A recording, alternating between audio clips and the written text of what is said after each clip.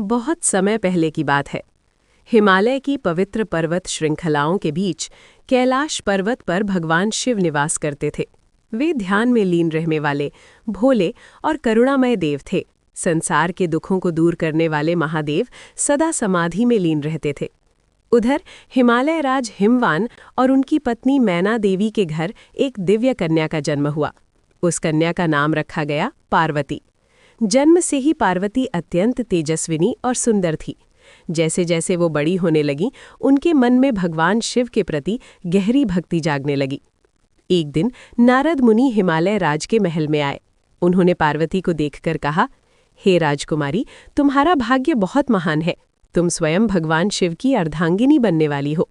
ये सुनकर पार्वती के हृदय में शिव के प्रति अटूट प्रेम और श्रद्धा जाग उठी। उन्होंने निश्चय किया कि वो भगवान शिव को ही पति रूप में प्राप्त करेंगी। लेकिन शिव तो तपस्वी थे, संसार के मोह माया से दूर, इसलिए पार्वती ने कठोर तपस्या करने का निश्चय किया।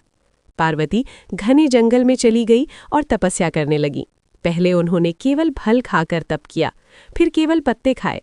अंत में उन्होंने पत्ते भी त्याग दिए और केवल हवा के सहारे तप करने लगी। उनकी तपस्या इतनी कठोर थी कि देवता भी आश्चर्य में पड़ गए। देवताओं ने भगवान शिव से कहा, हे महादेव, पार्वती आपकी प्राप्ति के लिए कठोर तपस्या कर रही हैं, कृपया उनकी भक्ति को स्वीकार करें। भगवान शिव ने सोचा कि पार्वती की भक्ति की परीक्षा लेनी चाहिए। वे एक साधु का रूप धारण करके पार्वती के सामने गए। साधु बनकर शिव बोले, हे देवी, तुम इतनी कठोर तपस्या क्यों कर रही हो? पार्वती ने कहा, मैं भगवान शिव को पति रूप में प्राप्त करना चाहती हूँ। साधु ने मुस्कुराते हुए कहा, शिव तो अजीब हैं। वे शरीर पर भस्म लगाते हैं, गले में सांप पहनते हैं, शमशान में रहते हैं। तुम जैसी सुंदर राजकुमारी उनके बारे में क्यों सोच रही हो? ये सुनकर पार्वती क्रोधित हो गई। उन्होंने कहा, हे साधु, आप शिव का अपमान मत कीजिए। वे संसार के महानतम देव हैं। मैं उन्हीं को अपना पति मानती हूँ। ये सुनकर भगवान शिव बहुत प्रसन्न हुए।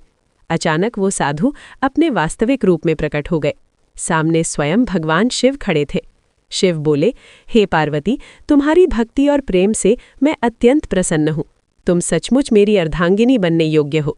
पार्वती अत्यंत प्रसन्न हुई और विनम्रता से बोली, प्रभु, ये मेरे जीवन का सबसे बड़ा सौभाग्य है।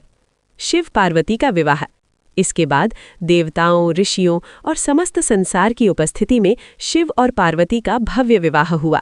बारात भी बड़ी अद्भुत थी। उसमें देवता, ऋषि, गण, भूत प्रेत सभी शामिल थे। जब ये बारात हिमालय राज के महल पहुंची तो माता मैना थोड़ी घबरा गई, क्योंकि बारात में भूत प्रेत भी थे। लेकिन जब शिव ने अपना सुंदर दिव्य रूप दिखाया, तब सभी अत्यंत प्रसन्न हो गए। शिव और पार्वती का विवाह बड़े धूमधाम से संपन्न हुआ। उस दिन पूरा ब्रह्मांड आनंद से भर गया।